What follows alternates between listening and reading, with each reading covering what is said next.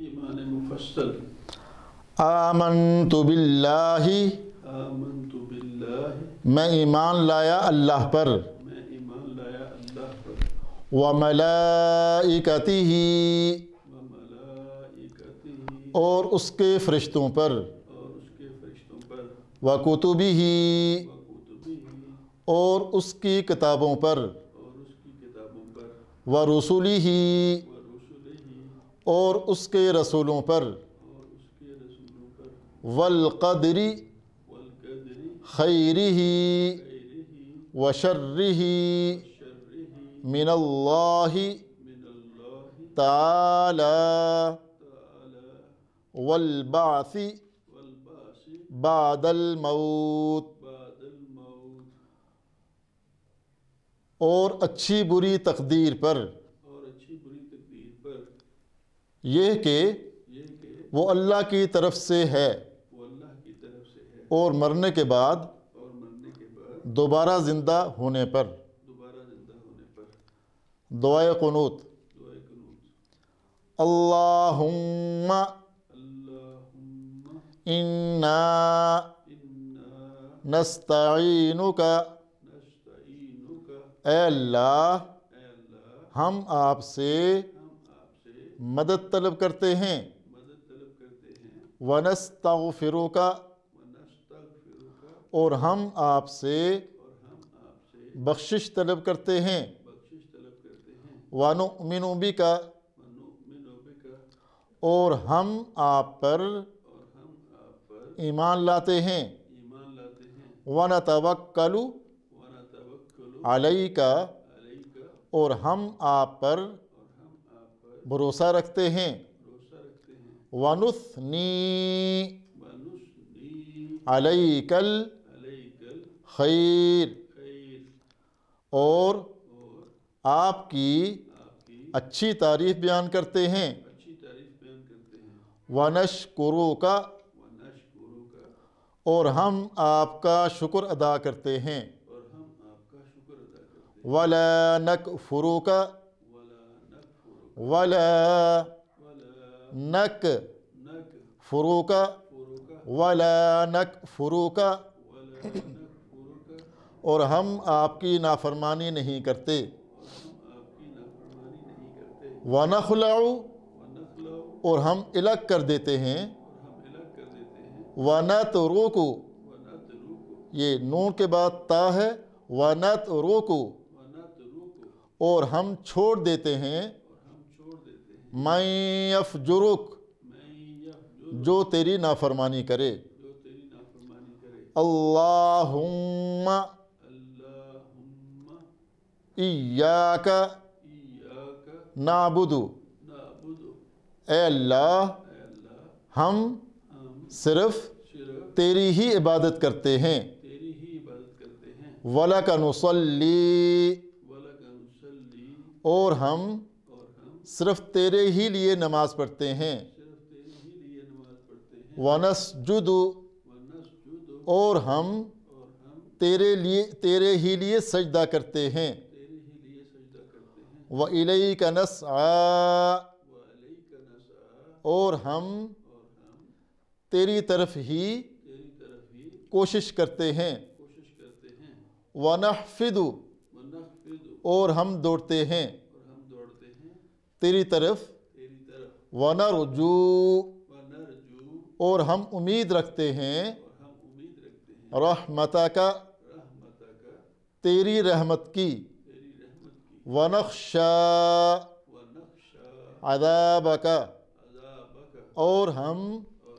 तेरे अजाब से तेरे अज़ाब से डरते हैं, डरते हैं, इन इन्न अदाबका अज़ाबका बिलकुफ़ारी बिलकुफ़ारी मुल्हिक, मुल्हिक, बेशक बेशक आपका अजाब आपका अज़ाब काफिरों को काफिरों को मिलने वाला है। मिलने वाला है। ये नमाज का सबक मुकम्मल हुआ।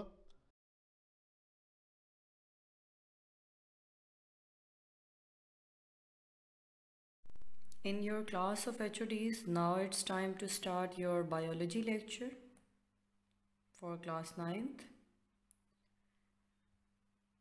लेकिन लेक्चर स्टार्ट करने से पहले मैं आपको एक ब्रीफ इंट्रोडक्शन दूंगी आपकी टेक्स्ट बुक का, जो आपने प्री 9th के स्टार्ट में पढ़ा था लेकिन अब आप भूल चुके होंगे। Textbook introduction. Your textbook of biology is written by doctor William George and doctor A.R. Shaikh. Both of them are PhD scholar. First edition of your book was published in 2010 and new edition was published in 2011. Number of pages in your book are 212. And your book contains 9 chapters. आपकी किताब के total 9 chapters हैं और जो biology के 3 main sections पर मुश्तमिल है। पहले 3 chapters introduction to biology, biological methods and biodiversity जो है वो study of life and biodiversity में से है। चैप्टर 4, 5, 6 और 7 cells and tissues, cell cycle, enzymes and bioenergetics cell biology के सेक्शन में से। और last 2 chapters nutrition and transport are from life processes. आपने चैप्टर 1, 2, 3, 4 कवर किया है प्री 9th में और अब चैप्टर 5 से 9th में पढ़ेंगे और इसको कंप्लीट करने के बाद फिर रिवीजन करेंगे और बोर्ड के एग्ज़ाम्स की प्रिपरेशन करेंगे। अब आपको आपके सिलेबस की रिवीजन के बारे में आगाह कर देती हूँ। आपकी पूरे साल को 3 टर्म्स में डिवाइड किया जाता है। फर्स्ट टर्म में चैप्टर 5 और 6 को शामिल किया गया है। सेकंड टर्म जो कि आपका सेंड अप एग्ज़ाम भी है, जिसकी बेसिस पे आपके बोर्ड के एडमिशन्स जाते हैं, तो उसमें हम चैप्टर 7, 8, 9 को कंप्लीट करने के बाद 1, 2, 3, 4 की रिवीजन भी करेंगे। क्योंकि हमारे पास जो सेकंड टर्म है उसका टाइम स्पैन काफ़ी ज़्यादा है, तो हम ये तमाम चीज़ें आसानी से कवर कर सकते हैं। थर्ड टर्म में हम रिवीजन करेंगे, चैप्टर वाइज टेस्ट लेंगे और फाइनल एग्ज़ाम्स के लिए अच्छी प्रिपरेशन करेंगे। अब आते हैं स्कीम ऑफ स्टडीज़ की तरफ। तो जैसे कि आपको आइडिया है, आपकी जो पहली क्लास है HOD, इसके अंदर जो सिलेबस पढ़ाया जाएगा वो आपने तैयार करना है फ्रॉम April 12 टू April 25। और आपके पास ये चैप्टर 5 है, ये टाइपिंग एरर है, चैप्टर 6 लिखा आ रहा है, ये चैप्टर 5 है सेल साइकिल। इसमें आपने रीडिंग करनी है from textbook page 87 to 93 और टॉपिक्स आपने मेमोराइज करने हैं, interphase, mitosis, significance and errors. Book से भी कर सकते हैं, नोट से भी कर सकते हैं, लेकिन सबसे पहले ये बहुत कॉन्सेप्चुअल टॉपिक हैं, आपने इनको बहुत तवज्जो से समझना है और उसके बाद आपने मेमोराइज करना है और कुछ टॉपिक्स इनमें से कोशिश करें कि आप अपनी नोटबुक पे लिखें भी। So this is your scheme of study for first class in grade 9th. Chapter 5, Cell Cycle.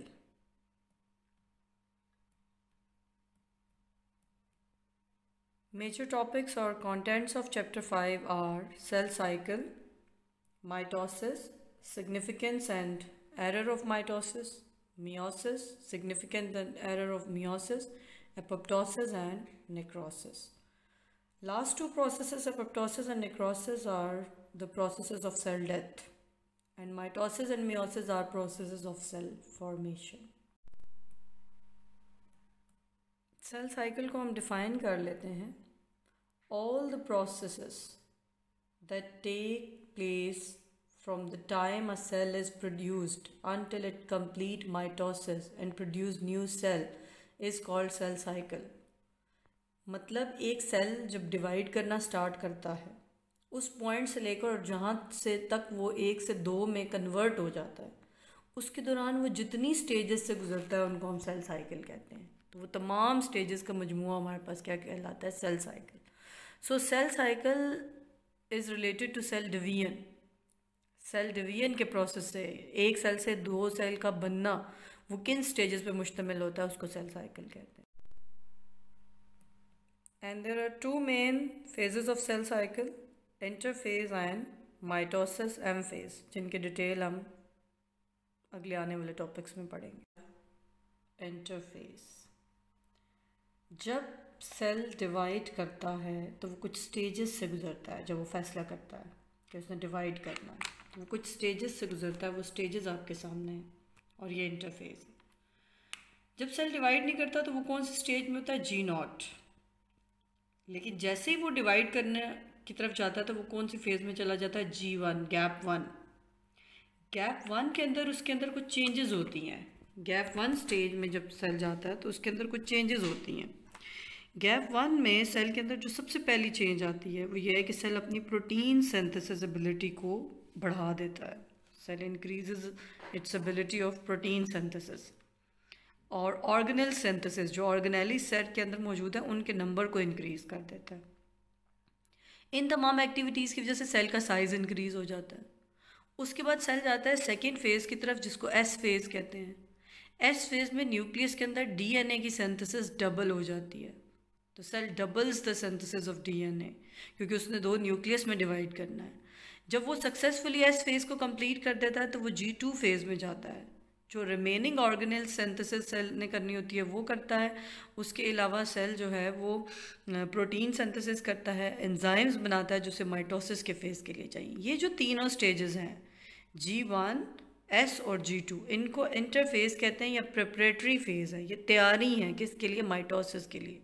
और जो पिंक एरो में आपको स्टेज दिखाई गई है वो माइटोसिस है। और जब वो माइटोसिस से निकल के बाहर जाता है तो हमारे पास 2 सेल्स मौजूद होते हैं। तो सबसे ज़्यादा टाइम जो आपके पास लगता है वो तैयारी में लगता है। पर प्रिपरेटरी फेज़ में आपके पास बहुत ज़्यादा टाइम लग जाता है, क्योंकि बहुत से एंजाइम्स बनाने होते हैं, ऑर्गेनेल्स बनाने होते हैं।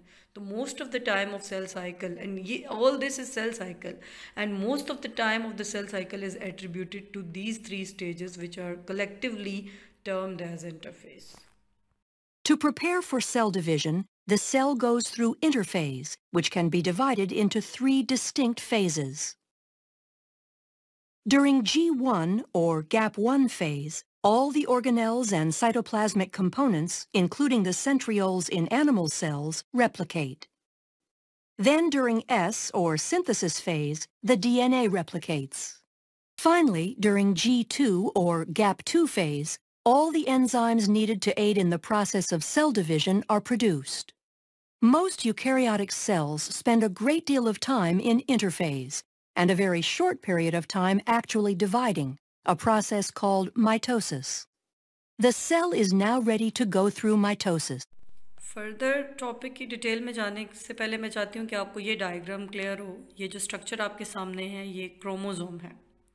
क्रोमोसोम डीएनए से बना हुआ है। डीएनए इस तरह फोल्ड होता है तो क्रोमोसोम बनता है। ये आपको 2 इसकी आर्म्स आप कह लें नज़र आ रही होंगी जो आपस में ज्वाइन है इस पॉइंट पे। जिस पॉइंट पे ये ज्वाइन है उस पॉइंट को कहते हैं सेंट्रोमियर। और ये जो आर्म्स हैं 2, ये क्या कहलाती हैं? क्रोमेटिड्स। और ये दोनों एक दूसरे से कनेक्टेड हैं, इसलिए इनको क्या कहेंगे? Sister chromatids. और ये पूरा आपके पास स्ट्रक्चर है क्रोमोसोम का। इस क्रोमोसोम की फॉर्मेशन होती है एस फेज़ में। तो क्रोमोसोम किस चीज़ से बना हुआ है? डीएनए से।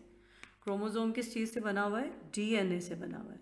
और क्रोमोसोम की कितनी आर्म्स हमारे पास हैं? 2 सिस्टर क्रोमेटिड्स हैं। क्रोमोसोम किस पॉइंट पे एक दूसरे से अटैच होते हैं? सेंट्रोमियर से। Understanding of the structure of chromosome is very important to understand the concept of mitosis.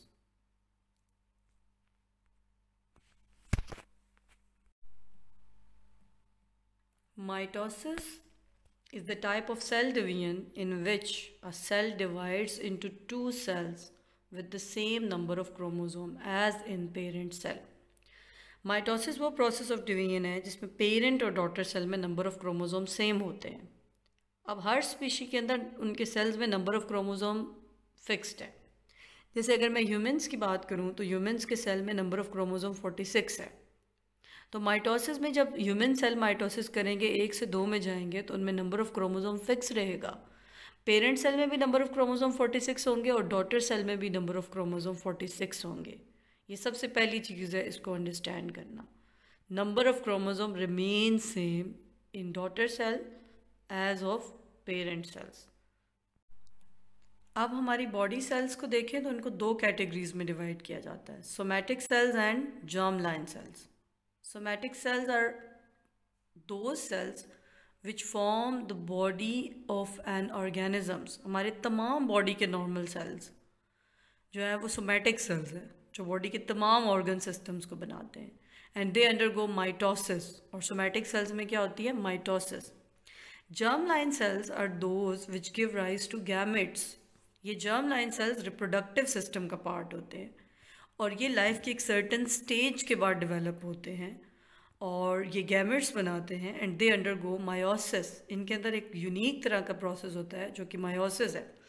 लेकिन पहले माइटोसिस को एक्सप्लेन करेंगे। आज की इस क्लास में सिर्फ माइटोसिस को डिस्कस करेंगे। नेक्स्ट लेक्चर में हम मियोसिस की बात करेंगे, क्योंकि अगर हम दोनों प्रोसेस की बात एक साथ करेंगे तो आप कंफ्यूज हो जाएंगे। तो first you need to focus on mitosis. Mitosis body के कौन से सेल्स में होती है? सोमैटिक सेल्स में। और मियोसिस कौन से सेल्स में होती है? जर्म लाइन सेल्स में। Next we have phases of mitosis. It consist of 2 major phases. Basically mitosis की 2 मेजर फेजेस हैं, karyokinesis and cytokinesis. Karyokinesis is the division of nucleus and cytokinesis is the division of cytoplasm. सबसे पहले karyokinesis होती है। जब karyokinesis complete होती है तो उसके बाद साइटोकाइनेसिस होती है। Karyokinesis division of nucleus is called karyokinesis. It consist of 4 phases. Karyokinesis की फर्दर 4 फेजेस हैं, प्रोफेज, मेटाफेज, एनाफेज, टेलोफेज। जब ये 4 फेजेस कंप्लीट होती हैं तो फिर सेल कौन से स्टेज की तरफ जाता है? साइटोकाइनेसिस। अब स्टेजेस को हम डिस्कस करना स्टार्ट करेंगे। तो आप ज़रा गौर से ये डायग्राम देखें जो आपके सामने सेल की है, जब सेल ने कैरियोकाइनेसिस की तरफ जाना है। कैरियोकाइनेसिस क्योंकि डिवीजन ऑफ न्यूक्लियस है तो इसलिए हमने न्यूक्लियस को फोकस किया है, बाकी तमाम चीज़ों को हम नहीं देख रहे। तो ये जो न्यूक्लियस के अंदर आपको थ्रेड लाइक स्ट्रक्चर नज़र आ रहा है, इसको कहते हैं क्रोमेटिन। और न्यूक्लियस को साइटोप्लाज्म से जो चीज़ सेपरेट करती है उसको हम क्या कहते हैं? Nuclear envelope. और ये पर्पल कलर का आपको एक कंडेंस स्ट्रक्चर नज़र आ रहा है, ये क्या है? न्यूक्लियोलस। और ये बाहर 2 स्ट्रक्चर इन्होंने लेबल नहीं किए, इनको हम कहते हैं माइटोटिक ऑपरेटर्स और स्पिंडल फाइबर। अब जब सेल माइटोसिस की तरफ जाता है तो उसमें चेंजेस आती हैं। अगर आप इन 2 डायग्राम्स को कंपेयर करो तो आपको पता चल जाएगा कि क्या चेंजेस हैं। अगर कोई बायो का स्टूडेंट ना भी हो और अगर उससे मैं कहूँ कि आप बताओ ये 2 डायग्राम सेम है या डिफरेंट है, तो ये बता देगा कि वो कि ये डिफरेंट है। लेकिन अब आपने समझना है कि ये कैसे डिफरेंट है, और 1 बाय 1 आप इसको गौर से देखें और कंपेयर करें, because this topic requires high degree of attentiveness. अगर आप बहुत तवज्जो से मेरी बात सुनेंगे तो समझ पाएंगे। आप इसको कंपेयर करें, आप इसको कंपेयर करें। यहाँ पे क्रोमेटिन जो है वो किधर कन्वर्ट हो चुका है? क्रोमोसोम में। सो प्रोफेज में जो चीज़ हमें देखने को मिली, एक तो ये देखो, ये न्यूक्लियर एनवेलप जो है ये गायब हो रहा है आहिस्ता आहिस्ता। एक न्यूक्लियोलस गायब हो चुका है, आहिस्ता आहिस्ता कम हो रहा है। और क्रोमेटिन जो है वो किस में कन्वर्ट हो चुका है? क्रोमोसोम्स में। और इसको कंपेयर करो, ये दो जो हैं, ये 2 सेंट्रियोल्स हैं, ये मूव करें पोल्स की तरफ, आहिस्ता आहिस्ता इधर मूव करेंगे और इनमें से थ्रेड लाइक स्ट्रक्चर्स निकल रहे हैं जिनको हम कहते हैं स्पिंडल फाइबर्स। तो can you compare the differences between these 2 diagrams? ये सेल में कैरियोकाइनेसिस स्टार्ट हुई है और उसके बाद सेल प्रोफेज की तरफ जा रहा है, फर्स्ट स्टेज। तो मैं सम अप करती हूँ। प्रोफेज में क्या होता है? क्रोमेटिन कन्वर्ट होता है क्रोमोसोम में, न्यूक्लियर एनवेलप ब्रेक होता है, न्यूक्लियोलस ब्रेक होता है या डिसइंटीग्रेट होता है, मतलब ख़त्म होता है, और सेंट्रियोल्स डुप्लिकेट करते हैं और उसमें से थ्रेड लाइक स्ट्रक्चर्स अराइज होते हैं, and then they move towards poles.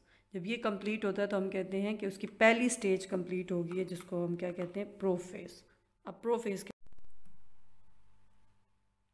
Prophase के बाद जो नेक्स्ट स्टेजेस हैं वो हमारे पास क्या हैं? Metaphase, anaphase, telophase. अब आप खुद देखें, वो जो 4 क्रोमोसोम्स थे जो वहाँ पे रैंडमली पड़े हुए थे, वो अलाइन हो गए हैं। जैसे आप असेंबली में लाइंस बनाते हैं, उन्होंने एक स्ट्रेट लाइन बना ली है सेल के सेंटर पे। इस सेंट्रल प्लेट को कहते हैं मेटाफेज प्लेट, और वो उन्होंने सिंगल फॉर्म में लाइन बनाई, पेयर फॉर्म में नहीं बनाई, सिंगल लाइन बनाई है। और ये लाइन बनाने में उसकी किसने मदद की है? ये स्पिंडल फाइबर्स ने। ये देखो, वो दोनों सेंट्रियोल्स पोल की तरफ आ रहे हैं और ये जो स्पिंडल फाइबर्स हैं, ये जो थ्रेड्स हैं, ये किसके साथ अटैच हो रहे हैं? क्रोमोसोम के साथ, और इन्होंने क्रोमोसोम को अलाइन कर दिया। नेक्स्ट डायग्राम को आप कंपेयर करेंगे तो आपको पता चल रहा होगा कि ये अलग हो गए, सेपरेट हो गए। मतलब इस स्पिंडल फाइबर ने इस हिस्से को अपनी तरफ पुल किया और इस स्पिंडल फाइबर ने इस हिस्से को पुल किया, तो ये क्रोमोसोम्स को इन्होंने पुल कर दिया। तो ये जो इनकी पुलिंग है, जो इनकी सेपरेशन है, उसको हम क्या कहते हैं, एनाफेज। और उसके बाद आप देखेंगे तो ये जो स्पिंडल फाइबर्स हैं ये सारे सिकुड़ गए हैं, कॉन्ट्रैक्ट कर गए हैं, ठीक है, इधर से भी कॉन्ट्रैक्ट कर गए हैं। ये जो क्रोमोसोम थे 4, इनके राउंड इनका न्यूक्लियर एनवेलप आ गया है, और ये जो क्रोमोसोम थे इनके राउंड इनका न्यूक्लियर एनवेलप राइज हो गया। और अब इस न्यूक्लियस के अंदर भी कितने नंबर ऑफ क्रोमोसोम है, 1 2 3 4। इस न्यूक्लियस के अंदर भी कितने क्रोमोसोम है, 1 2 3 4। और जो पेरेंट न्यूक्लियस था उसके अंदर भी कितने क्रोमोसोम थे, 4। तो एक तो नंबर ऑफ क्रोमोसोम सेम है। उसके बाद आप देखेंगे अगर इन दो डायग्राम्स को आप कंपेयर करें तो इसमें क्या होता है कि जो टेलोफेज है वो रिवर्स ऑफ प्रोफेज है। प्रोफेज में क्रोमोसोम फॉर्मेशन हुई थी, टेलोफेज में क्रोमोसोम दोबारा ओपन हो जाएंगे, किसमें, क्रोमेटिन में। वहाँ पे न्यूक्लियोलस डिसअपियर हुआ था, यहाँ पे न्यूक्लियोलस वापस आ जाएगा, यहाँ पे न्यूक्लियर एनवेलप भी वापस आएगा, और फिर सेल यहाँ से इन्वेजिनेट करेगा अंदर की तरफ, और फिर अंदर की तरफ पुश होते होते सेल 1 से 2 सेल्स में सेपरेट हो जाएगा। आपने ये पॉइंट्स बार बार सुनने हैं और पढ़ने हैं, ये बहुत इंपॉर्टेंट चीज़ है, और डायग्राम की प्रैक्टिस करनी है और इसको समझना है कि माइटोसिस के अंदर क्या हो रहा है। एक एनिमेशन भी मैंने ऐड की है आपको क्लियर करने के लिए कि किस तरह ये प्रोसेस होता है। The cell is now ready to go through mitosis, which consists of prophase, metaphase, anaphase, and telophase. During prophase, the chromosomes condense and become visible, appearing as 2 sister chromatids held together at the centromere. The cytoskeleton disassembles as the spindle begins to form. In animal cells, centrioles play an important role in the distribution of the chromosomes in the dividing cell. The centrioles migrate to opposite poles, establishing a bridge of microtubules called the spindle apparatus, and the nuclear envelope breaks down. Towards the end of prophase, chromosomes attach, by proteins in their centromeres called kinetochores, to microtubules from each pole, moving the chromosomes toward the equator of the cell. During metaphase, all chromosomes are aligned at the equator of the cell, called the metaphase plate. Anaphase begins with the degradation of proteins that hold sister chromatids together, freeing individual chromosomes. The free chromosomes are then pulled by their kinetochores to opposite poles. At telophase, a cleavage furrow forms in the center of the cell. This indentation is made from a constricting belt of actin filaments surrounding the inside of the cell's circumference. Chromosomes cluster at opposite poles and begin decondensing as the nuclear envelope reforms around them. The spindle apparatus disassembles as the microtubules are broken down into tubulin monomers that can be used to form the cytoskeleton of the daughter cells. जब karyokinesis complete होती है तो उसके बाद cytokinesis होती है, division of cytoplasm.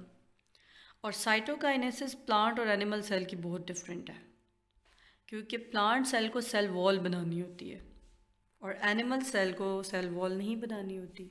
तो ये जो डायग्राम है ऊपर, ये आपको एनिमल सेल की साइटोकाइनेसिस शो कर रही है। एनिमल सेल जो है वो जब क्रोमोसोम डिवाइड कर लेता है, टेलोफेज कंप्लीट करता है, तो सेल मेम्ब्रेन मेटाफेज वाले पॉइंट से अंदर की तरफ डीप होती है और क्लेवेज फरो बनाती है। फरो का मतलब होता है गहरी चीज़, और क्लेवेज वो चीज़ जो उसको सेपरेट करेगी। तो ये अंदर की तरफ इन्वेजिनेट होते होते होते होते सेल को 2 सेपरेट पार्ट्स में डिवाइड कर देती है। लेकिन उससे पहले ऑर्गेनेल्स दोनों तरफ डिस्ट्रीब्यूट हो जाते हैं। जितने भी ऑर्गेनेलीज हैं, ये नहीं कि एक तरफ माइटोकॉन्ड्रिया रह जाएगा और एक तरफ राइबोसोम रह जाएगा और एक तरफ एंडोप्लाज्मिक रेटिकुलम रह जाएगा और एक तरफ लाइसोसोम रह जाएगा। नहीं, ऑर्गेनेल्स इक्वली डिस्ट्रीब्यूट हो जाते हैं और उसके बाद ये फरो डिवाइड करती है। लेकिन अगर आप प्लांट सेल को देखें तो story is different. Cleavage furrow नहीं बनती। From Golgi complex structure arises, जो यहाँ पे होता है, and when it grows, Golgi complex की जैम्बलिंग से या तो सेल वॉल बनती है दरमियान में, इस जगह पे फ्रेगमोप्लास्ट आता है, और जैसे जैसे फ्रेगमोप्लास्ट आगे की तरफ मूव करता है वो पीछे क्या जनरेट करता जाता है, सेल वॉल। इसकी मिसाल मैं स्टूडेंट्स को समझाने के लिए ऐसे ही देती हूँ कि जैसे आप बैग की जिप बंद करते हैं, तो वो जो आयरन की एक चीज़ होती है जो जिप को बंद करती है, वो फ्रेगमोप्लास्ट है। जैसे जैसे वो आगे मूव करेगा पीछे से बंद हो जाती है। इसी तरह जैसे जैसे फ्रेगमोप्लास्ट आगे मूव करता है पीछे सेल वॉल जनरेट करता है। तो आप कहेंगे कि प्लांट्स और एनिमल्स की साइटोकाइनेसिस इसलिए डिफरेंट है कि एनिमल सेल ने क्लेवेज फरो करनी होती है और सेल वॉल नहीं बनानी होती, और प्लांट सेल फ्रेगमोप्लास्ट की मदद से सेल वॉल बनाते हैं। In animal cells, cytokinesis completes cell division by extending the cleavage furrow to completely separate the newly formed daughter cells. Since plant cell walls cannot be constricted by actin fibers, vesicles form an expanding membrane partition called the cell plate. Like animal cells, plant cells use cytokinesis to finish the division of the contents of the cytoplasm between the two identical daughter cells. We have significance of mitosis. Significance mean advantage, फ़ायदा। तो mitosis के बहुत से फ़ायदे हैं, जिसमें से पहले 2 पॉइंट हैं ग्रोथ एंड डेवलपमेंट। ग्रोथ, जो आप ग्रो करते हैं, like you grow in height. When you were born you were a small baby. जब आप पैदा हुए थे तो आप छोटे से बच्चे थे, लेकिन अब आप ग्रो हो गए हैं, आपकी हाइट बढ़ रही है। It is an irreversible and obvious change in the number and size of cell. Growth क्या है? एक ऐसा चेंज है जो इरिवर्सिबल है, जिसको वापस लौटाया नहीं जा सकता। In the number and size of the cell, cell के नंबर में और सेल के साइज़ में। अगर किसी ऑर्गेनिज्म के सेल का साइज़ बढ़ता है तो वो भी ग्रोथ है, और अगर उसमें नंबर ऑफ सेल्स बढ़ते हैं तो वो भी ग्रोथ है। And growth is just because of mitosis. अगर माइटोसिस ना होता तो हम ग्रो ना कर सकते। And development, formation of an individual from zygote.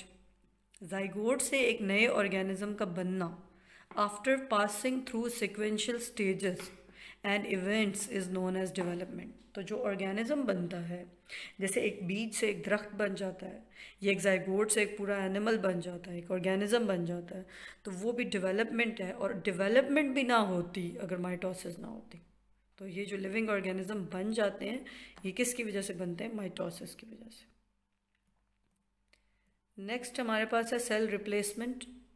आपने अक्सर नोट किया होगा, आपको अगर कोई कट लग जाता है, कोई बर्न हो जाता है, या कोई इंजरी हो जाती है, तो थोड़े दिनों बाद आप ठीक हो जाते हैं। That is gift of mitosis. अगर माइटोसिस ना होता तो आपकी इंजरीज और रिप्लेसमेंट नहीं होती। In some part of the body, skin and digestive tract, cells are removed and replaced by new cells by mitosis. Sorry, यहाँ पे एक सेंटेंस में एक वर्ड 2 बार रिपीट हो गया है, तो बहरहाल मैंने उसको पढ़ा करेक्ट है। तो वो क्या है कि आपकी बॉडी में सेल रिप्लेसमेंट होती रहती है, आपकी स्किन में, आपके डाइजेस्टिव ट्रैक में मुसलसल, बाय न्यू सेल्स। तो वो जो न्यू सेल्स बनते हैं, जो रिपेयर होता है, जो रिप्लेसमेंट होती है, वो सिर्फ किसकी वजह से मुमकिन है? Mitosis. New red blood cells are formed by mitosis. आपके RBCs, आपके रेड ब्लड सेल्स, जिनका लाइफ स्पैन जो है वो 240 डेज़ है, उसके बाद जो है वो उन्होंने दोबारा बनना होता है, तो उनकी फॉर्मेशन भी माइटोसिस के ज़रिए होती है। Next, regeneration. Re mean again, दोबारा, generation, formation. Some organisms can regenerate part of their bodies. कुछ ऑर्गेनिज्म अपनी बॉडी के हिस्सों को दोबारा बना लेते हैं, लाइक स्टार फिश, उसकी कोई आर्म वगैरह मिस हो जाए तो उसको दोबारा बना लेते हैं। ह्यूमंस में ये एबिलिटी नहीं है, ये उन ऑर्गेनिजम्स में। तो sea star regenerates its lost arm by mitosis. तो ये एबिलिटी जो इनमें है, ये भी किसकी वजह से है? माइटोसिस की वजह से। एसेक्सुअल रिप्रोडक्शन, वो ऑर्गेनिज्म जो सेक्सुअल रिप्रोडक्शन नहीं कर सकते, तो उनमें माइटोसिस अगर ना होती तो वो अपनी जनरेशन को ही कंटिन्यू नहीं कर सकते। Some organisms produce genetically similar offsprings through asexual reproduction by mitosis. For example, hydra reproduce asexually by mitosis. तो ये बहुत से लोअर ऑर्गेनिजम्स, बहुत से प्लांट्स, बहुत सारी स्पीशीज एसेक्सुअल रिप्रोडक्शन करती हैं। Asexual reproduction is nothing just mitosis. Next, error in mitosis. अगर इस प्रोसेस में प्रॉब्लम आएगी तो क्या होगा? Error in mitosis, error in the control of mitosis cause cancer. तो अगर माइटोसिस में एरर आएगी तो इससे कौन सी बीमारी हो जाएगी? Cancer. If mutations occur in such genes of the cells that control timing and number of mitosis, as a result the cell is continue to divide. Growth of such abnormal cells is called tumor. मतलब आपकी body में एक system है जो control करता है कि cell ने इस टाइम पे डिवाइड करना है और इतनी बार डिवाइड करना है। अगर वो सिस्टम काम करना छोड़ दे तो आपकी बॉडी में एबनॉर्मल सेल्स बनना शुरू हो जाएंगे और इनॉर्मस ह्यूज अमाउंट में बनना शुरू हो जाएंगे। तो वो उस बॉडी के पार्ट में क्या बना देंगे, ट्यूमर। फॉर एग्जांपल कि आपकी बॉडी को रिक्वायर है कि आपकी बॉडी में सिर्फ 3 टाइम माइटोसिस होनी चाहिए और सेल को 1 to 2 and 2 to 4 जाना चाहिए। वो 2 to 4 जाने के बजाय वो 4 to 10 चला गया एंड 10 to 60 में मल्टीप्लाई हो गया डिफरेंट सक्सेसिव डिवीजन्स की वजह से, तो वहाँ पे ट्यूमर बन जाएगा, एक मैस ऑफ एबनॉर्मल सेल बन जाएगा। तो हमें पता चला कि जो कैंसर और ट्यूमर्स हैं वो किसकी वजह से होते हैं, माइटोसिस में एरर की वजह से। नेक्स्ट हमारे पास जो है वो एरर इन माइटोसिस में है कि when tumour remains in original location they are called benign tumour. अगर ट्यूमर उसी पार्ट में रहे जिसमें वो बन रहा है, फॉर एग्जांपल कि अगर ट्यूमर लंग्स में बन रहा है तो वो लंग्स में ही मौजूद रहे, टारगेट एरिया में, वो नेबरिंग टिश्यूज़ को हिट ना करे, तो उसको बिनाइन ट्यूमर कहते हैं। And when tumour invades other tissues they are called malignant tumour. लेकिन अगर वो साथ वाले टिश्यूज़ को भी अटैक करना शुरू कर दे और फैलना शुरू कर दे, स्प्रेड करना शुरू कर दे, तो उसको मैलिग्नेंट ट्यूमर या कैंसर कहते हैं। मैलिग्नेंट ट्यूमर की लास्ट स्टेज मेटास्टेसिस होती है जब कैंसर पूरी बॉडी में फैल रहा होता है।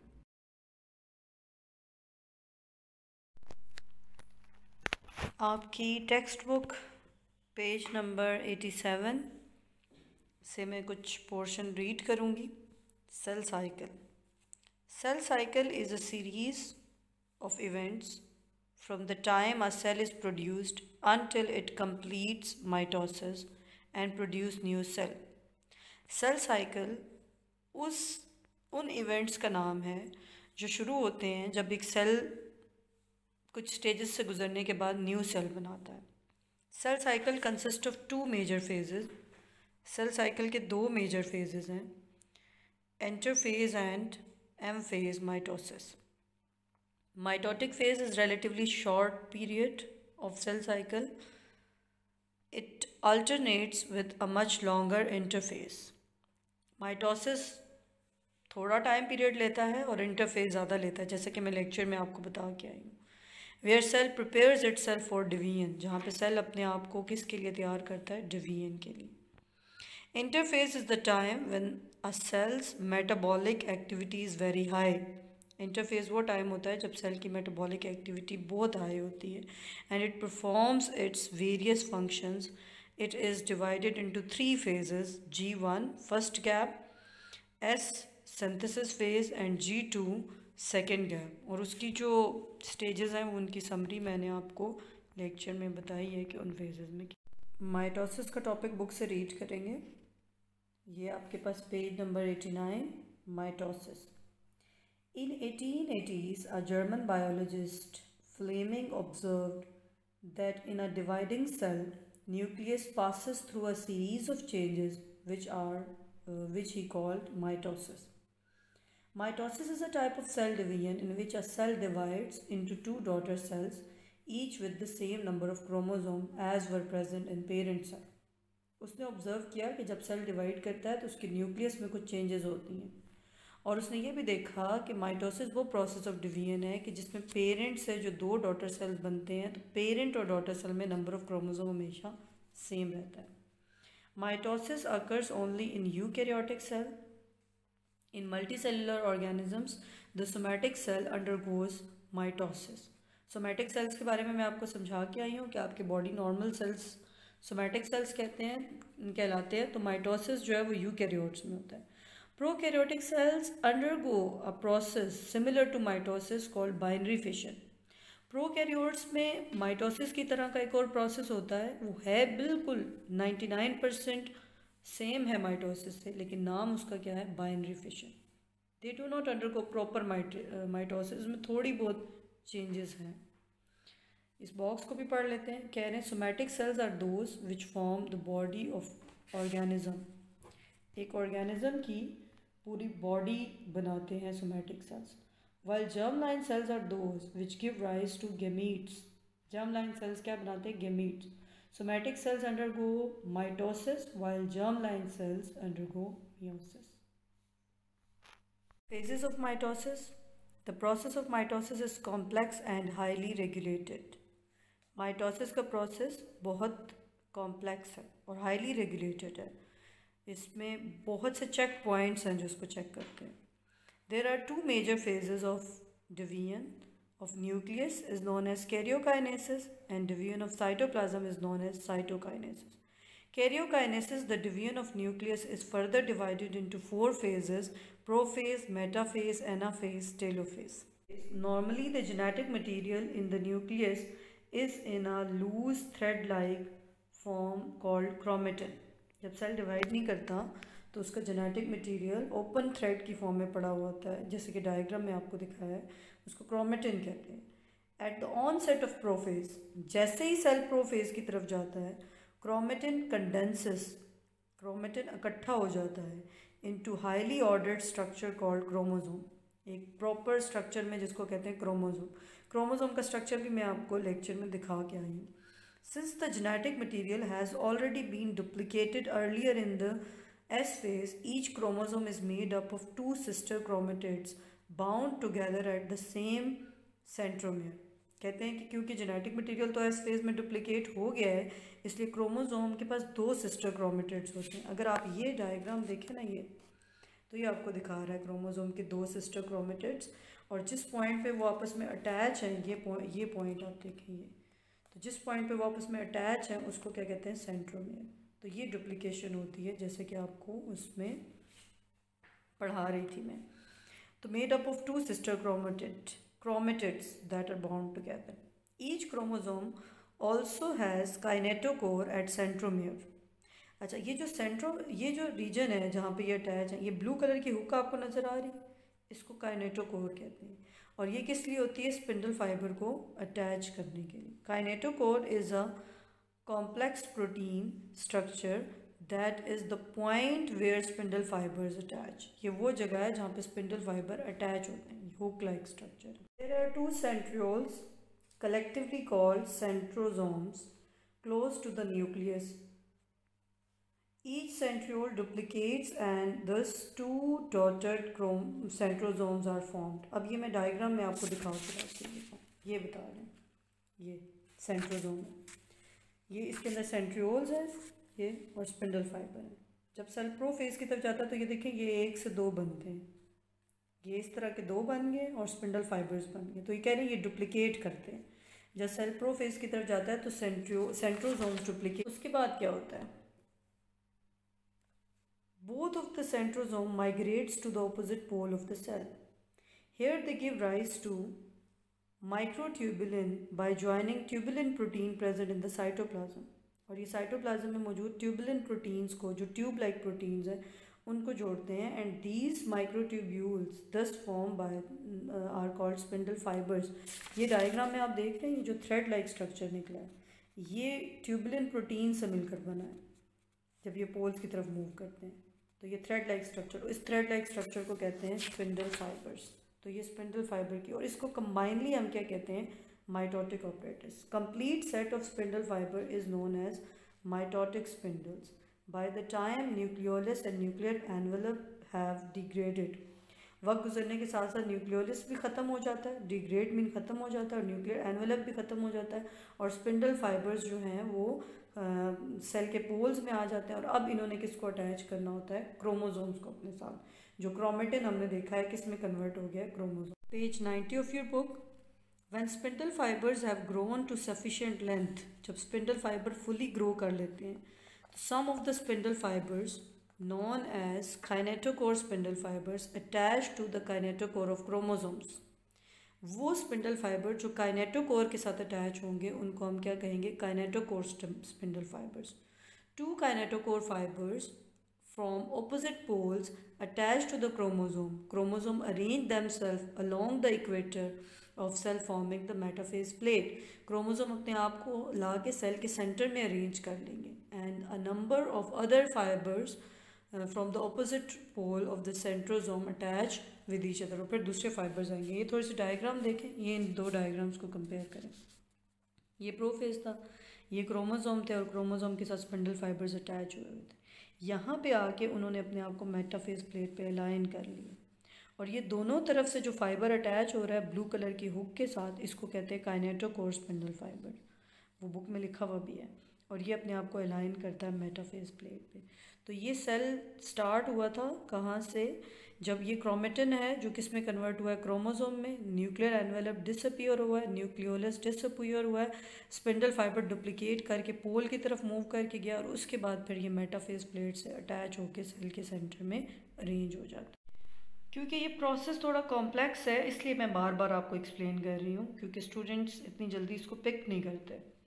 अब नेक्स्ट इस और इस डायग्राम को आप कंपेयर करें तो ये क्रोमोसोम यहाँ से सेपरेट हो रहे हैं, तो एक और तरह के स्पिंडल फाइबर जो इधर से भी जाते हैं और इधर से भी जाते हैं, वो जिस तरह टग ऑफ वॉर नहीं होता, इस तरह की सिचुएशन होती है। एक उसको एक पोल की तरफ खींच रहा होता है, दूसरा उसको दूसरे पोल की तरफ खींच रहा होता है, तो ये क्रोमोसोम यहाँ से सेपरेट हो जाते हैं। अब जैसे ये सेपरेट होते हैं, ये चारों को देखो तो ये थ्रेड्स बिल्कुल श्रिंक हो गए, और इन 4 क्रोमोसोम के अराउंड एक न्यूक्लियस आ गया, इन 4 क्रोमोसोम के अराउंड एक न्यूक्लियर एनवेलप आ गया, और ब्लैक कलर का डॉट जो आपको नज़र आ रहा है वो क्या है, न्यूक्लियोलिस। और ये वो पॉइंट है मेटाफेज प्लेट जहाँ से ये दोबारा सेपरेट हो जाएंगे। तो आपको डिफरेंट एंगल से एक्सप्लेन किया है मैंने, आपकी बुक से भी एक्सप्लेन किया है, एनिमेशन भी ऐड की है। The main thing of this lecture is that concept of mitosis should be clear in your mind. बिस्मिल्लाहिर्रहमानिर्रहीम। मेरा नाम अफजाल ज़िया है और मैं कंप्यूटर साइंस का एचडी हूँ। आपको बताता चलूँ कि आपकी 9th क्लास में कंप्यूटर साइंस में, जैसे कि आपको पता है कि उसके अंदर टोटल 6 चैप्टर्स हैं। आप लोगों ने 3 चैप्टर्स जो हैं वो प्री 9th में पढ़ लिए थे, चैप्टर नंबर 1, चैप्टर नंबर 4 और चैप्टर नंबर 5। अब हम जो बाकी जो चैप्टर्स हैं यानी चैप्टर नंबर 2, चैप्टर नंबर 3 और चैप्टर नंबर 6 को सबसे पहले जो है वो 9th में स्टार्ट करेंगे।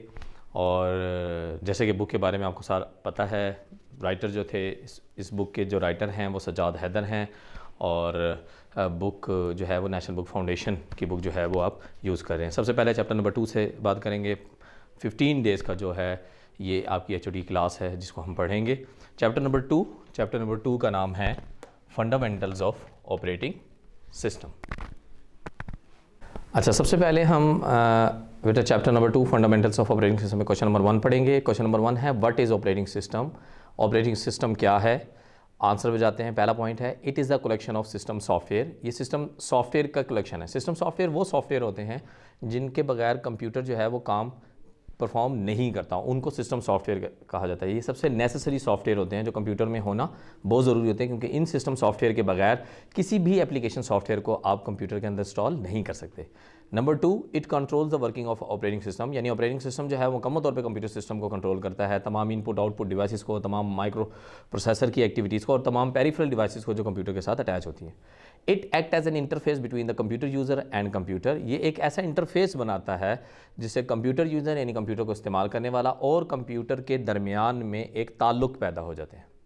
इसको ऑपरेटिंग सिस्टम कहते हैं। क्वेश्चन नंबर 2 की तरफ जाते हैं। Give any 3 objectives of operating system. Operating system के ऑब्जेक्टिव्स बताएं, क्या ज़रूरी हैं।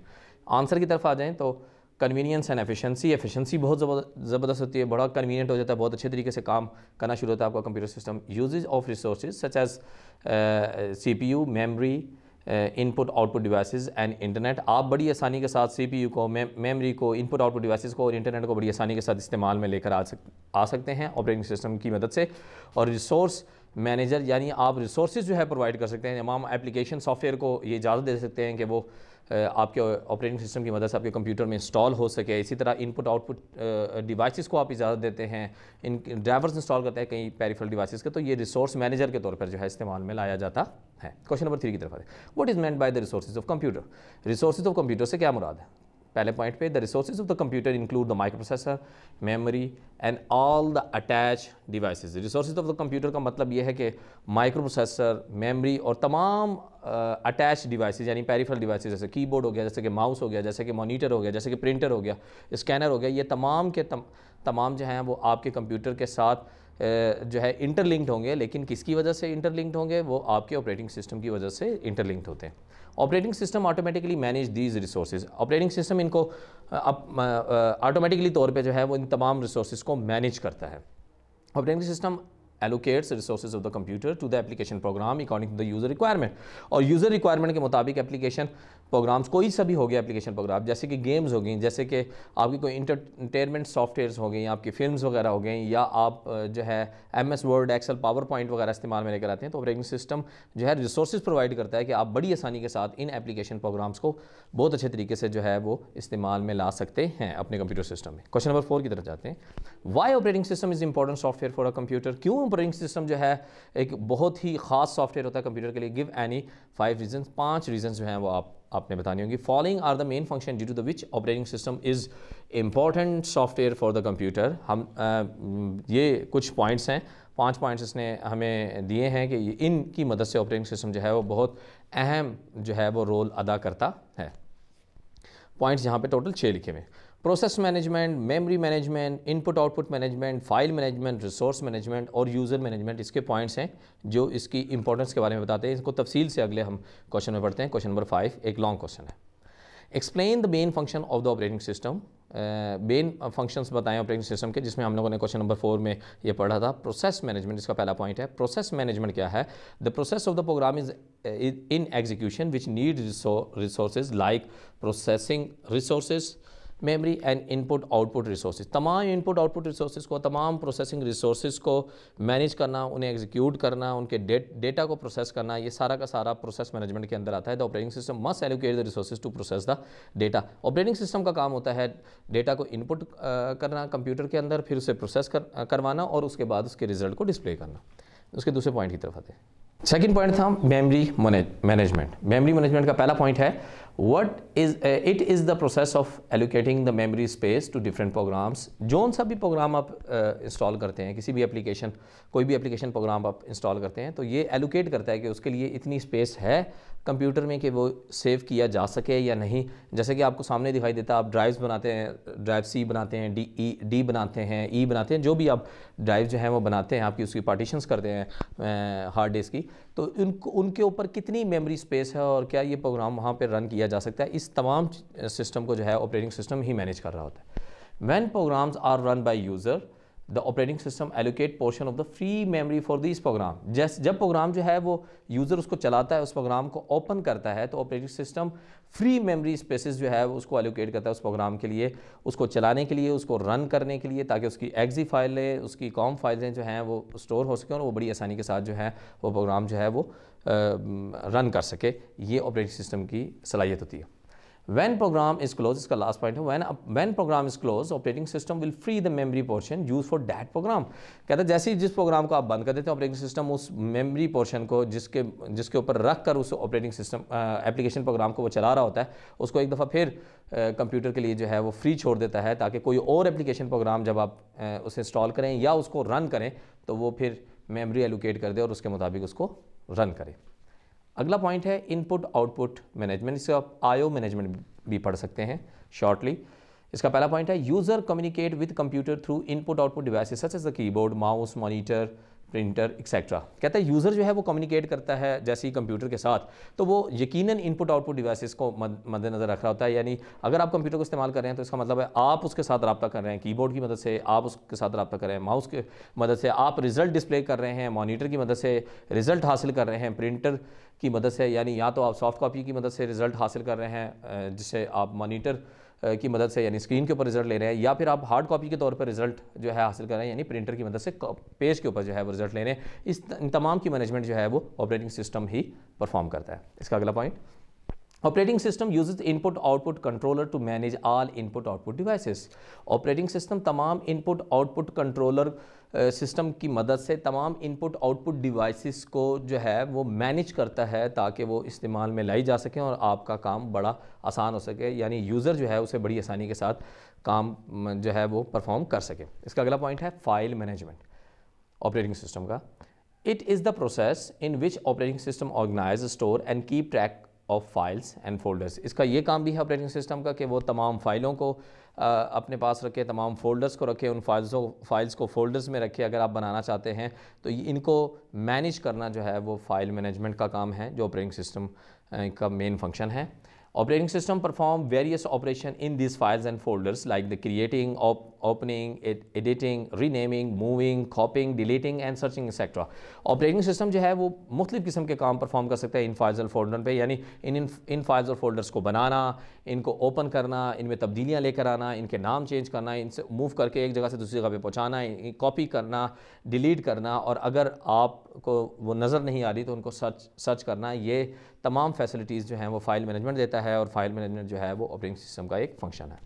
अब अगले पॉइंट पे जाते हैं, रिसोर्स मैनेजमेंट, अगले फंक्शन की तरफ। इसका पहला पॉइंट है the resource of the computer include the microprocessor, memory and all the devices attach to the computer. ये रिसोर्स मैनेजमेंट ये बताता है कि कंप्यूटर के साथ तमाम डिवाइसेस जो हैं वो अटैच हैं, माइक्रो प्रोसेसर अटैच है, मेमोरी डिवाइसेस अटैच हैं, कीबोर्ड, माउस, मॉनिटर, प्रिंटर, ये सब अटैच हैं या नहीं। अगर इनमें से कोई पेरिफेरल डिवाइस या इंटरनल डिवाइसेस जो हैं वो अटैच ना हो तो वो आपको एरर्स जो है फाइंड करेगा, वो सिग्नल आपको देगा। तो ये रिसोर्स मैनेजमेंट का एक फंक्शन है कि वो आपको यूज़र को जो है वो फ़ौरन अलर्ट जो है वो शो करता है। इसका अगला पॉइंट है operating system automatically manage the resources of the computer when the application program executed by the user. Operating system जो है वो ऑटोमेटिकली मैनेज करता है पूरे कंप्यूटर के रिसोर्सेज को। जब आप एप्लीकेशन प्रोग्राम जो है उसको एग्जीक्यूट कर रहे हैं, तो आप कोई गेम खेल रहे होते हैं तो ऑपरेटिंग सिस्टम मुकम्मल तौर पर आपको फैसिलिटेट करता है कि आप गेम्स बड़ी आसानी के साथ जो है वो खेल सकें। यानी ऑपरेटिंग सिस्टम किसी भी एप्लीकेशन प्रोग्राम को चलाने में बहुत अहम किरदार अदा करता है। ये रिसोर्स मैनेजमेंट के फंक्शंस में आता है और ये भी ऑपरेटिंग सिस्टम का एक फंक्शन है। यूज़र मैनेजमेंट की तरफ जाते हैं, एक और मेजर फंक्शन है user management. User management is an important feature of operating system for a secure computer system. User management की बात करें तो ये भी बहुत ही अहमियत का हामिल है, ऑपरेटिंग सिस्टम का बहुत अहम फंक्शन है। यानी आप कंप्यूटर सिस्टम को सिक्योर करें, आप पासवर्ड लगाएं, आप जो है वो किसी तरीके से उसको हैकिंग से बचाएं, आप कई एप्लीकेशन प्रोग्राम्स हैं उसके अंदर इंस्टॉल करें, एंटीवायरस इंस्टॉल करें ताकि आप वायरसेस से बच सकें। तो ये यूज़र मैनेजमेंट के फंक्शंस में आता है और ये भी ऑपरेटिंग सिस्टम का एक बड़ा अहम जो है वो फंक्शन कहलाता है। इसका दूसरा पॉइंट है the operating system gives full control of administrator only who can install the various programs and can create the new user. Operating system जो है वो आपको मुकम्मल तौर पर एडमिनिस्ट्रेटर को फुल कंट्रोल देता है कि आप मुख्तलिफ़ किस्म के प्रोग्राम जो हैं वो स्टोर कर सकें, बल्कि आप नए यूज़र्स भी क्रिएट कर सकें कि कौन सा शख्स जो है वो इस कंप्यूटर को इस्तेमाल कर सकता है, और या आप किसी को ये फैसिलिटीज़ नहीं देना चाहते कि कोई और शख्स मेरे अलावा जो है वो इस कंप्यूटर को इस्तेमाल कर सके। फंक्शंस के आखिरी पॉइंट की तरफ जाते हैं यूज़र मैनेजमेंट के। Operating system does not allow the user to install the program और create new user. Operating system कभी भी किसी भी यूज़र को बगैर किसी एडमिनिस्ट्रेटर की इजाज़त के कोई भी प्रोग्राम या नया यूज़र क्रिएट करने की कतन इजाज़त नहीं देता। क्वेश्चन नंबर 6 की तरफ जाते हैं। क्वेश्चन नंबर 6 है describe the computer interfaces CLI, GUI and menu driven interface. Answer की तरफ जाते हैं। डिस्क्राइब करना चाहेंगे कंप्यूटर इंटरफेसेस में CLI किसको कहा जाता है, GUI किसको कहा जाता है, और मेन्यू ड्रिवन इंटरफेस, ये तीनों इंटरफेसेस के बारे में हम पढ़ेंगे। Controlling system based on ways of interaction with the computer. जब आप कंप्यूटर के साथ इंटरेक्शन करते हैं तो मुख्तलिफ तरीक़ेकार हैं, 3 किस्म के हम तरीक़ेकार को हम डिस्क्राइब करेंगे ऑपरेटिंग सिस्टम के। Following are the some common types of operating system. इधर आपको जो है वो 3 जो हैं वो टाइप्स बताएंगे ऑपरेटिंग सिस्टम की, जिसमें सबसे पहले है CLI। CLI stands for command line interface. CLI को आप कमांड लाइन इंटरफेस कहते हैं, इसलिए CLI कहलाता है। Commands are given to computer with keyboard. Commands हमेशा कीबोर्ड के ज़रिए ही लिखी जाती हैं। जैसे कि अगर आप डॉस पे काम कर रहे हो तो आप कमांड लिखेंगे, किसी को कॉपी करना चाहते हैं तो COPY कॉपी लिखेंगे, एडिट करना चाहते हैं तो EDIT एडिट लिखेंगे, फॉर्मेट करना चाहते हैं तो FORMAT फॉर्मेट लिखेंगे। जिसका मतलब है आप कमांड्स को कीबोर्ड के ऊपर टाइप करेंगे तो फिर कंप्यूटर जो है वो अगला काम परफॉर्म करेगा। इसका तीसरे पॉइंट की तरफ जाते हैं तो it is based on textual input. Textual input यानी टेक्स्ट लिखा जाता है, इसमें माउस का काम नहीं होता, माउस इस्तेमाल नहीं कर सकते, इसलिए इसे टेक्सचुअल इनपुट कहा जाएगा। यानी कोई भी काम परफॉर्म करना है तो आपको कमांड लिखनी पड़ेगी। अगला पॉइंट है it is difficult to use. इस डिफिकल्ट टू यूज़ का मतलब ये कि आपको कमांड्स याद करनी पड़ेंगी। आपको कॉपी करने के लिए COPY कॉपी याद रखना पड़ेगा, एग्जिट के लिए EXIT आपको याद करना, फॉर्मेट के लिए FORMAT आपको याद करना पड़ेगा। तो इसका मतलब it is difficult to use. इसे याद करना जो है, इसे इस्तेमाल करना जो है वो मुश्किल है, क्योंकि आपको कमांड्स जो हैं वो याद रखनी पड़ेंगी। आखिरी पॉइंट ये है कि example of CLI are DOS। अगर आप CLI की एग्जाम्पल पढ़ना चाहते हैं तो DOS यानी disk operating system and Unix जो है वो इसकी बेस्ट एग्जाम्पल है। अगले टाइप्स की तरफ जाएं तो इसे मेन्यू ड्राइवन इंटरफेस कहा जाएगा। It represents on menu on screen. Screen के ऊपर जब मेन्यूज़ खुल जाते हैं, ओपन हो जाते हैं, जैसे कि कई जगहों पे अगर आप कोई सॉफ्टवेयर इंस्टॉल कर रहे होते हैं तो आपको कई मेन्यूज़ जो हैं वो सामने आ जाते हैं कि आप उसे ओपन करना चाहते हैं, आप उसको डिलीट करना चाहते हैं, आप उसको फॉर्मेट बनाना चाहते हैं, तो ये भी बिल्कुल मिलता जुलता है, कमांड लाइन इंटरफेस से निस्बतन आसान है और GUI के मुकाबले में थोड़ा सा मुश्किल इसको तस्वुर किया जाता है, क्योंकि इसमें भी आप जो हैं वो सेलेक्ट करते हैं, स्क्रीन के ऊपर मेन्यूज़ आते हैं, उनको सेलेक्ट करके काम जो है वो परफॉर्म करते हैं। तो दूसरा पॉइंट है user makes a choice and then next menu appears. User जो है वो चॉइस जो है वो लेता है, किसको आपने ओके करना है। जैसे आप ओके करते हैं तो आप नेक्स्ट जो है वो स्क्रीन के ऊपर चले जाते हैं, फिर आप ओके करते हैं, एक्सेप्ट करते करते आगे आप पहुंच जाते हैं। तो इसका ये तरीक़ेकार है, यानी user makes a choice, user जो है उसमें से एक चॉइस को जो है वो लेता है और जैसे जैसे नेक्स्ट दबाता रहता है वो आगे से आगे स्क्रीन जो है वो चलना शुरू हो जाती है। It is easy to use as compare to CLI। जैसे मैंने आपको बताया कि ये कमांड लाइन इंटरफेस के लिहाज से आसान तस्वुर किया जाता है, इसे इस्तेमाल करना ज़रा निस्बतन आसान है। Examples are Novell's NetWare and ProDOS, ये इसकी एग्जाम्पल्स हैं।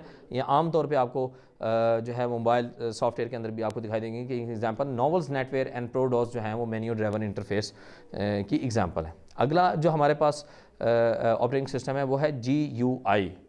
GUI stand for graphical user interface. GUI को ग्राफिकल यूज़र इंटरफेस कहा जाता है जी। ग्राफिकल यूज़र इंटरफेस है इसका दूसरा पॉइंट है, it uses Windows icons menu and pointer. आप जो है वो इसके अंदर विंडोज़ भी देख सकते हैं, आप इसके अंदर आइकन्स देखते हैं। इस ऑपरेटिंग सिस्टम में कई मेन्यू होते हैं, माउस पॉइंटर्स के अंदर इस्तेमाल में लाया जा रहा था। तो इंतहाई आसान तरीन है, इंतहाई यूज़र फ्रेंडली जो है वो ये ऑपरेटिंग सिस्टम है।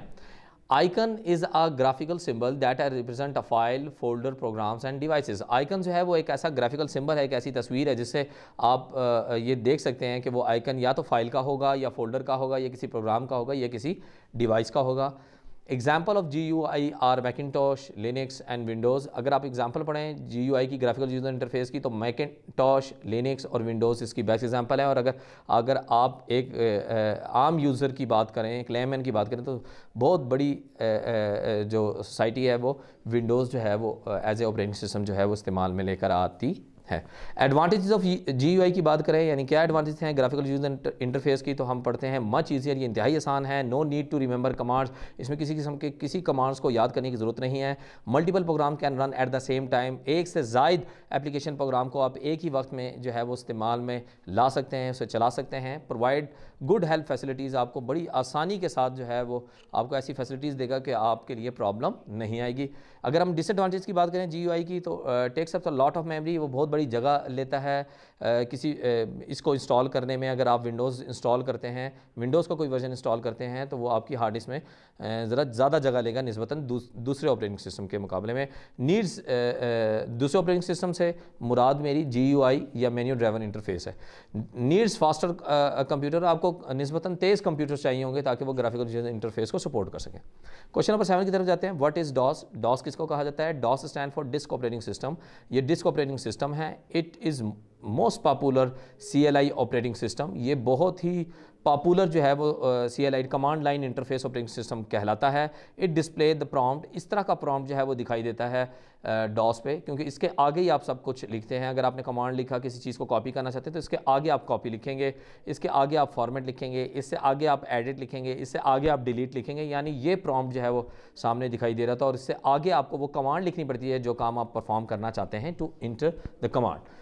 इसका आखिरी पॉइंट की तरफ जाएं तो user must know the syntax of the command. User को इन कमांड्स को याद रखना बहुत ज़रूरी है, क्योंकि अगर आपको कमांड्स ये सिंटैक्स याद होंगे, ये कमांड्स याद होंगी तो आप काम परफॉर्म कर सकेंगे, अदरवाइज़ आप वो काम नहीं परफॉर्म कर सकेंगे। क्वेश्चन नंबर 8 की तरफ जाते हैं। What do you know about MS-DOS? आप MS-DOS के बारे में क्या जानते हैं, यानी माइक्रोसॉफ्ट DOS के बारे में क्या जानते हैं? Microsoft introduce the MS-DOS in 1981। Microsoft ने MS-DOS को 1981 में बनाया and it was replace by the Windows 3.0 इन 1990, और उसको फिर रिप्लेस करके विंडोज़ 3.0 के अंदर जो है वो इंट्रोड्यूस किया गया 1990 में। क्वेश्चन नंबर 9 की तरफ जाते हैं। Mention few disadvantage of using DOS. आप कुछ डिसएडवांटेज बताएं कि डॉस को इस्तेमाल करते हुए कौन कौन से डिसएडवांटेज हैं। User must know the syntax of the command. आपको यूज़र को यानी कंप्यूटर को इस्तेमाल करने वाले को कमांड्स को याद करना बहुत ज़रूरी है। डॉस अगला पॉइंट है, DOS commands are difficult to remember. DOS commands को याद करना इंतहाई मुश्किल है। अगला पॉइंट है, it is a single user and that single task operating system. इसको एक यूज़र जो है वो एक वक्त में एक कंप्यूटर को इस्तेमाल में ला सकता है, इसलिए इसे सिंगल टास्क ऑपरेटिंग सिस्टम कहा जाता है। अगले पॉइंट पे जाएं तो it can not support graphics. किसी किस्म की कोई ग्राफिक्स जो है वो आप इस्तेमाल में नहीं लेकर आ सकते। आपका जो माउस का पॉइंटर है वो भी इसके अंदर दिखाई नहीं देता, कोई तस्वीर दिखाई नहीं देती, इसलिए इसे लिखा हुआ है it can not support graphics. इसके अगले पॉइंट की तरफ जाएं तो it is not GUI based, यानी ग्राफिकल यूजर इंटरफेस बेस्ड ये नहीं है, ये कमांड लाइन इंटरफेस है। क्वेश्चन नंबर 10 की तरफ जाएं। Define Unix operating system. Unix operating system के बारे में बताएं तो हम पहला पॉइंट पढ़ते हैं। Unix was introduce in 1969। Unix जो है सबसे पहले 1969 में इंट्रोड्यूस हुआ। It is multi user CLI operating system. ये कमांड लाइन ऑपरेटिंग सिस्टम कहलाता है, वो भी मल्टी यूज़र, यानी एक से ज़ायद लोग जो हैं वो इस तरह के कमांड लाइन इंटरफेस को, यानी जिसमें कमांड्स लिखकर आप ऑपरेटिंग सिस्टम को इस्तेमाल कर सकते हैं, ये यूनिक्स में ही पॉसिबल है। इसके अगला थर्ड पॉइंट पढ़ते हैं। It allow the multi user to run the different program at the same time, यानी मुख्तलिफ यूज़र यानी मल्टीपल यूज़र, एक से ज़ायद user to run the different program, मुख्तलिफ प्रोग्राम जो हैं वो को चला सकते हैं एट द सेम टाइम, एक ही वक्त के अंदर रहते हुए जो है वो आप इस्तेमाल में ला सकते हैं। आम तौर पे यूनिक्स को जो है वो इस ऑपरेटिंग सिस्टम को इस्तेमाल में लाया जाता है मेन फ्रेम कंप्यूटर्स यानी बड़े बड़े कंप्यूटर्स में। इसका मतलब ये है कि आपको ये दिखाई देगा कि ये इस तरह की operating system, Unix operating system जो हैं वो आपके बड़े बड़े इदारों में आपके जो हैं वो दिखाई देगा, यानी जैसे कि नादरा के अंदर आपको दिखाई दे सकता है कि यूनिक्स का इस्तेमाल लाया जा सके। आपको स्टेट बैंक ऑफ पाकिस्तान में ये दिखाई दे सकता है, ये बड़े बड़े जो बैंक्स हैं उनमें आपको इस तरह के ऑपरेटिंग सिस्टम जो है वो दिखाई दे सकते हैं, क्योंकि ये मेन फ्रेम कंप्यूटर्स के ज़रिए किया जा सकता है। अब हम क्वेश्चन नंबर 11 और आखिरी क्वेश्चन जो है इसको पढ़ने लगे हैं। ये 15 रोज़ा प्रोग्राम के अंदर लास्ट क्वेश्चन है और बाकी जो है हम इंशाल्लाह ताला अगले 15 डेज़ के प्रोग्राम के अंदर जो है वो पढ़ेंगे। क्वेश्चन नंबर 11 है, what is novels Netware. Novels Netware किसको कहा जाता है। It was a menu driven operating system. ये एक मेन्यू ड्रिवन ऑपरेटिंग सिस्टम है। That was used in the past, जिसे माजी में इस्तेमाल में लाया जाता था। And it's first version was release इन 1993 और इसका पहला वर्जन जो इंट्रोड्यूस हुआ वो 1993 में हुआ। ये 11 क्वेश्चन हैं, इसको आपने गौर से पढ़ना है। आप अपने सामने जो है वो नोट्स बुक रखें, इसको उतारें, इसको लिखें और इसको याद भी करें, ताकि आप साथ साथ जो है इन सवालात को याद भी करते जाएं, ताकि आपके लिए जो है वो आसानी हो सके। अपना बहुत ज़्यादा ख्याल रखिएगा। अस्सलाम वालेकुम व रहमतुल्लाह।